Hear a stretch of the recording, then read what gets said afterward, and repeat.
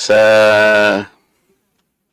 YouTube, sabi po ninyo kanina, lahat ng election misinformation, katulad po ng mga contents that might negatively impact free and fair democratic elections, ay tinatanggal po ninyo, sir. Tama po. Mr. Chair, certain types of election misinformation po, Mr. Chair. Kasi po ngayon, actual po yung nangyayari sa akin. Ako'y binabas po ng, hindi naman po masyadong marami. Ngunit, dahil nga po doon sa pagkakasabi ko na there is no such thing as West Philippine Sea, meron pong isang Commodore na tumawag sa akin na traitor. Do you understand, attorney, the word traitor? Yes, Mr. Chair. Yun ba ay shocking? Yun ba ay incendiary? Yun ba ay demeaning or inappropriate language for a member of Congress like me?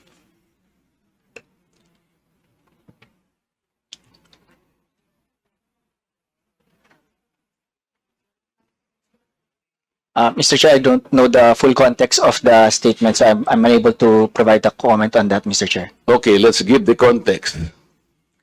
Nung po kasing nakaraang hearing, ang nagsuggest po na i-educate po natin ang ating mamamayan sa mga nangyayari sa West Philippine Sea, ito po ay pinasimulan po ng CICC. Siya po yung executive director po ang nagsabi na kung ang pag-uusapan po yung complexities surrounding this troubled sea, ay kailangan po nating ma-educate, ma-impormahan lahat ng ating mamamayan.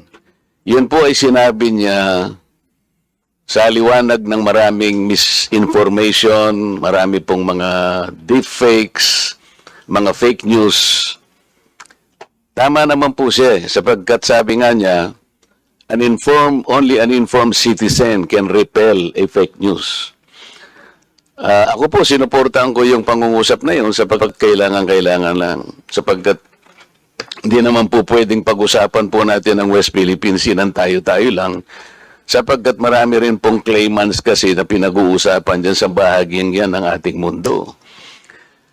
So, gusto kong pasimulan po yung public discourse nung sinabi kong there is no such thing as West Philippine Sea. Ang ibig ko pong sabihin, if we involve the international community, hindi po nila makita sa mapa yung West Philippine Sea.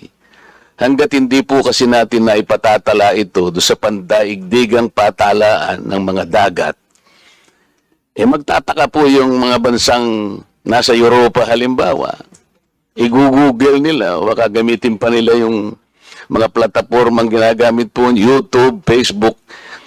Hindi po nila makikita sapagkat anyone that Googles that particular area of our world, ang nakasulat lang po doon ay South China Sea.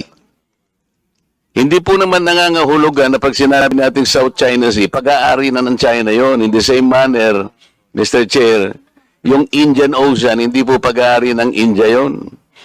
Yung Gulf of Mexico, Mr. Chair, hindi rin pag-aari ng Mexico. Ang ibig sabihin, gusto po nating iklaro lahat sapagkat ayaw nating payagan na magkakaroon ng misconception, miscommunication.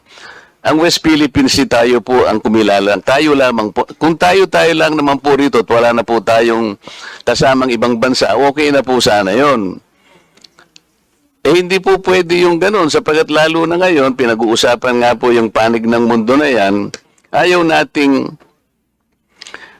masabi man lang ng ibang bansa, ano ba'y pinagkakaguluhan dito? Bakit hindi namin makita yung West Philippines? Kasi hindi nga po nakatala.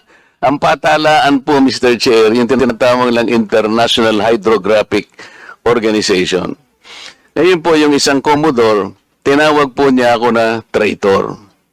Nang hindi po niya tiningnan yung konteksto ng pinag-uusapan. Bakit po hindi nyo ipaliwanag sa buong mundo na pinatatala na natin yung West Philippine Sea pero hindi natin maitala-tala. Matagal na pong panahon na pilit nating ipatala.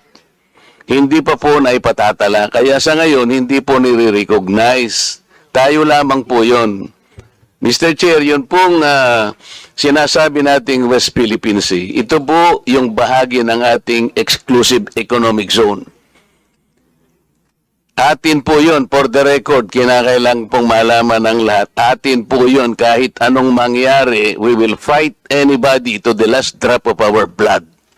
Atin yun. Yun ang ating exclusive economic zone. May pangalan o walang pangalan, atin yun. Pero yung isang Commodore na masyadong emotional, tinawag niya akong traitor, Mr. Chair, nang hindi po niya naiintindihan ang pinanggalingan ng pinag-uusapan dito. Pwede po ba tayong gumawa ng kalye, tayo-tayo lang, nang hindi natin ipatatala sa barangay o kaya sa munisipyo? Pagka pumunta ron si Honorable Barber may sakay ng isang tricycle. At iwi-wish niya yun. Sapagkat ang gumawa lang doon si Congressman Paduan o sarili niya lang, hindi niya makikita yun, maliligaw yung tao. Yun ang ibig ko po sabihin. Ilagay po natin sa konteksto ng pangmundong pag-uusap ito. Hindi po tayo nag-iisang bansa lang sa daigdig. Yun po yung ibig ko sabihin. Ngayon, kung mag-google po, o kung magbablog po yung mga ibang mga tao at ipipilit nila na si Congressman Marcoleta, maka-China pala ito. Mr. Representative po ng YouTube. Kasi pag tinignan niyo po yung YouTube, lilitaw yan. Marcoleta pro-China. Paano po ninyo ipaliliwanag sa tao na hindi po ako pro-China? Ngayon po lumalabas, pag tinignan niyo po yung YouTube, lalabas po doon na, ewan ko sino po yung gumawa niya, pero maliwanag na talagang election misinformation, Mr. Chair. Lahat kanya ng kandidatong senador ni PRRD ay financially supported by China. Nandyan po ngayon sa YouTube. Lahat po niyan siguro nakikita niyo na. Paano po ito, hindi po niyo ite-take down itong mga contents na ito, sir?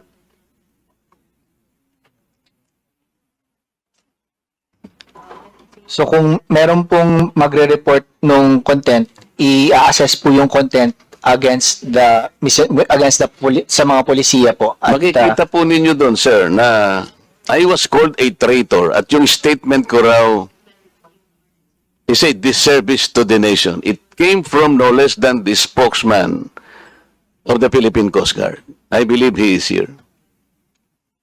May I request, Mr. Chair, that the Commodore sit in front or near us because there is still a vacant seat here between the Honorable Franz Castro and Yusek Nicolas Felix. Could you please occupy this seat, sir? Yes,